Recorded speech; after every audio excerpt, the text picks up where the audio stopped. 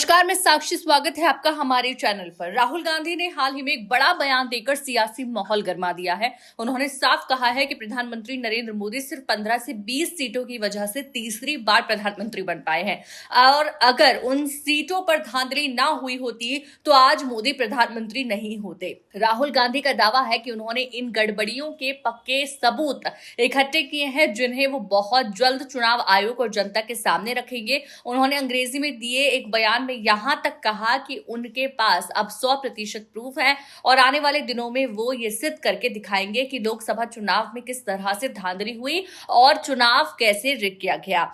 राहुल गांधी का यह आरोप सिर्फ 15 से 20 सीटों पर सीमित नहीं है। उन्होंने कहा कि उनकी टीम ने जब 65 लाख वोटर्स का डाटा चेक किया तो उसमें लगभग 1.5 लाख वोटर ऐसे पाए गए जो पूरी तरह से फर्जी थे। कहीं नाम और फोटो मेल नहीं खाते तो कहीं एक ही पहचान वाले वोटर अलग अलग नामों से मौजूद हैं।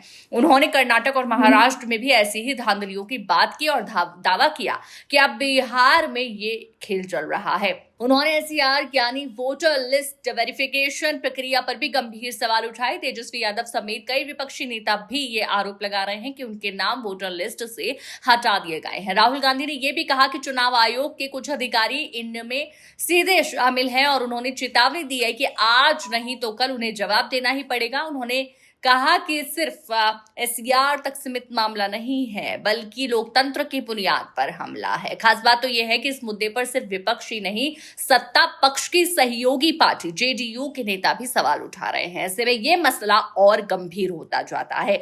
अब सबकी नजरें 5 अगस्त पर टिकी हुई हैं जब राहुल गांधी ने अपने एटीएम बम जैसे सबूतों को सामने लाने की बात कही है। उन्होंने दावा किया है कि इन दस्तावेजों से ये साफ हो जाएगा कि चुनाव आयोग ने कैसे निष्पक्षता की जिम्मेदारी निभाने में चूक की और किस हद तक धांधली की गई।